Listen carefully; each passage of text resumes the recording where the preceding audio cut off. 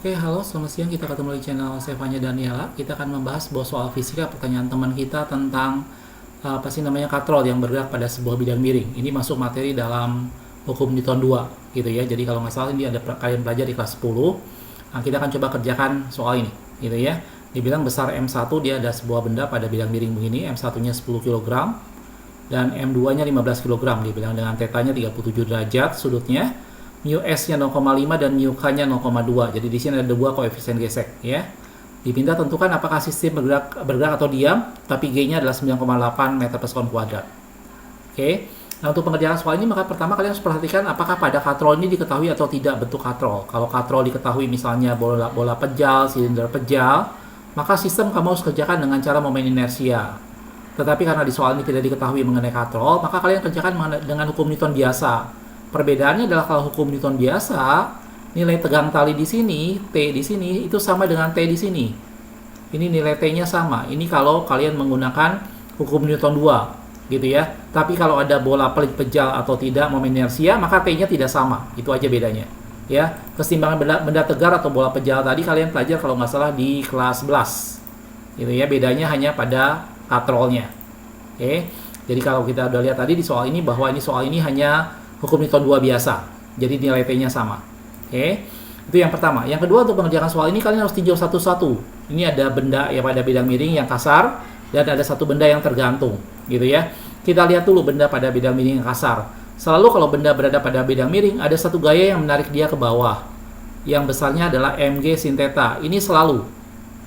Gitu ya. Kalian tidak boleh sampai salah. Benda yang berada pada bidang miring, ada gaya yang menarik dia ke bawah mg sin θ. Gambarnya tidak lurus ya, tapi maksudnya lurus ke bawah. Oke. Terus ke bawah sini ada mg, tegak lurus dengan bidang horizontal. Di sini ada mg cos θ. Ini pasti begini. Semua benda pada bidang miring pasti begini. Ke sini ada mg sin, ke sini ada mg cos, dan ke atas kebalikannya ada gaya normal. Gitu ya. Nah, ini yang penting penguraian vektor pada benda satu. Gitu. Nah, apa sih namanya, karena benda bergerak ke atas, maka ada gaya gesekan karena ini bidang kasar. Nah, gaya gesek ini tergantung pada arah gerak benda. Kebetulan bendanya bergerak ke atas, maka gaya gesekan berlawanan. Jadi ke sini ada gaya gesekan. Nah, gaya gesekan ini tergantung geraknya ya. Ini ada F gesekan ke bawah. Oke. Itu benda pertama, gitu ya. Kita akan buat dulu persamaan sistem geraknya. Oke, untuk benda satu.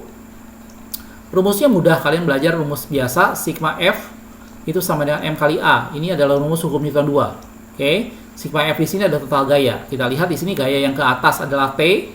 Karena benda juga bergerak ke atas, maka T-nya yang duluan. T berlawanan minus ke bawah ada dua gaya, yaitu mg sin θ. Ini yang ke bawah. Dan ada gaya gesekan yang ke bawah, F gesekan. Ini sama dengan MA. Bisa ya, tentunya ini M1 ya. Ini M1, ini juga M1. Nah, terus yang kamu ingat di sini adalah gaya gesekan, rumusnya adalah satu di sini. F gesekan ini rumusnya adalah mu n. Cuman hati-hati, pada bidang miring nilai n-nya adalah mg cos θ, sehingga ini menjadi mu mg cos θ. Ini gaya gesekannya. Gitu ya. Jadi kalau kita masukkan jadi T min mg m1g ya. Sin θ gitu ya. Min gaya gesekannya adalah mu M1G cos θ sama dengan M1A. Oke. Mu-nya yang mana? Karena kita mau lihat benda bergerak atau diam, tentunya kita pilih mu-nya yang S. Karena mu K hanya dipakai kalau bendanya sudah bergerak. Oke. Kita tinggal bereskan sedikit lagi. T-nya kita pindahkan semua ke ruas sebelah kanan. Oke. Jadi T sama dengan M1A. Yang lain pindah ke kanan ya. Plus M1G sin θ, gitu ya. Yang sebelah sini pindah juga, jadi plus juga mu M1G sin θ. Cos θ. Ini mu S ya. Oke, jadi ini dua ini kita pindah ke sebelah kanan, jadi seperti ini, jadi T sama dengan. Oke, kita dapat persamaan tegang tali untuk benda satu. Oke, saya kasih warna merah dulu. Bentar. Oke, ini persamaan yang kita dapat pada benda satu. Ini bukan untuk dihafal ya, jadi kalian harus turunkan dengan cara seperti ini. Oke. Nah, sekarang dengan cara yang sama kita mau cari untuk benda yang kedua.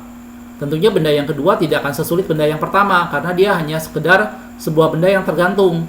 Kalau benda yang tergantung lepas begini, maka dia ke bawah ada gaya berat atau mg. Tentunya m2g ya. Oke.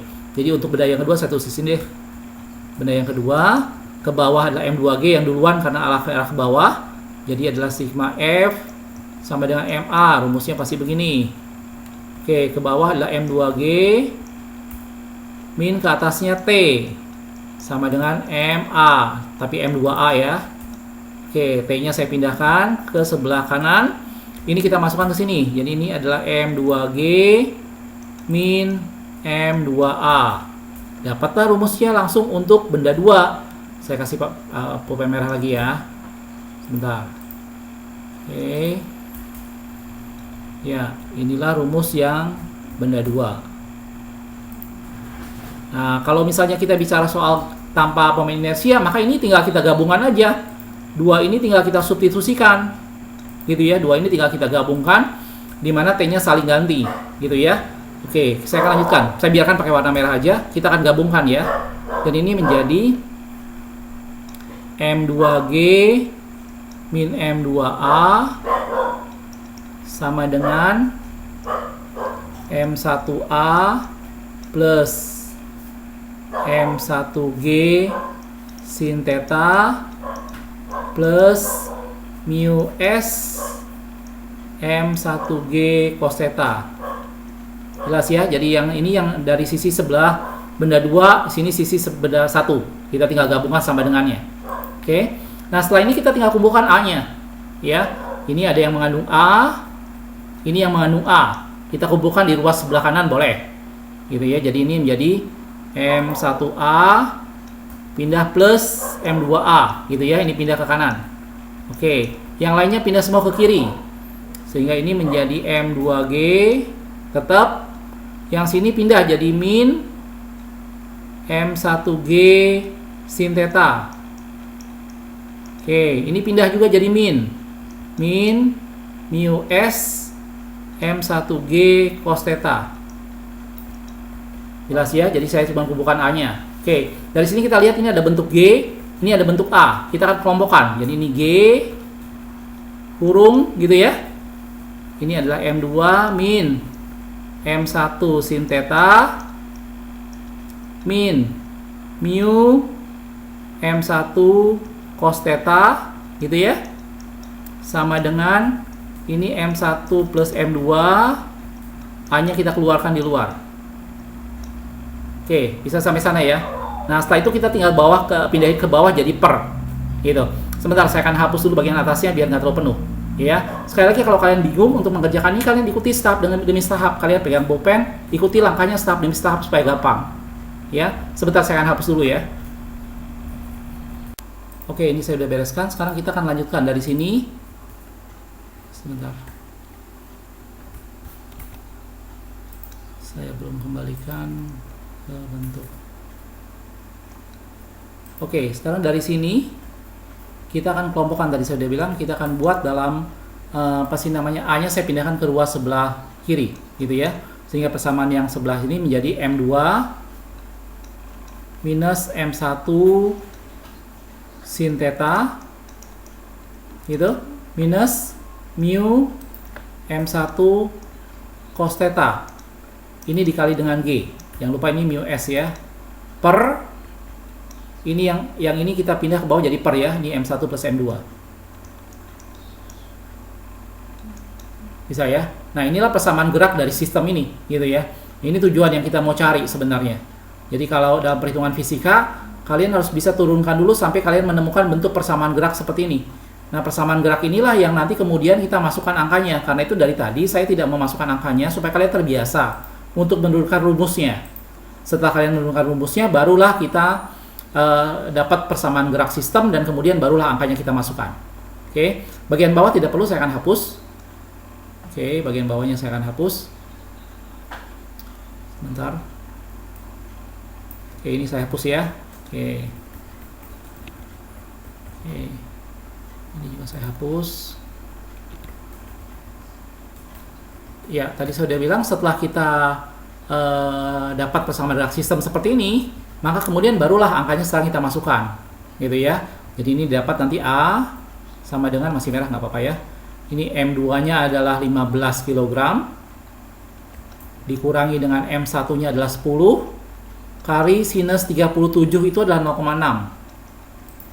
Dikurangi mu yang kita pakai adalah mu S. Sekali lagi tadi saya bilang bukan mu K, karena kita pengen tahu benda bergerak atau tidak. Kalau benda kita belum tahu, maka kita anggap benda diam, yaitu mu S yang kita pakai yaitu 0,5. 0,5 kali dengan M1-nya yaitu 10 tadi ya. Dan kosinus 37 itu adalah 0,8. Oke, ini semua kita kali dengan G yaitu 9,8. Biasanya sih pakai 10. Oke, dibagi dengan M1 plus M2. M2 saya langsung aja 10 tambah dengan 15 yaitu 25. Bisa ya, baru dari sini kita masukin angkanya. Kita tinggal hitung biasa, jadi saya langsung cepat aja. Hasil dari pengurangan ini semua adalah 7 kali 9,8 dibagi dengan 25. Jadi ini kalau kita hitung menjadi 68,6 per 25. Didapat hasilnya adalah 2,744 meter per sekon kuadrat. Inilah percepatan gerak sistem.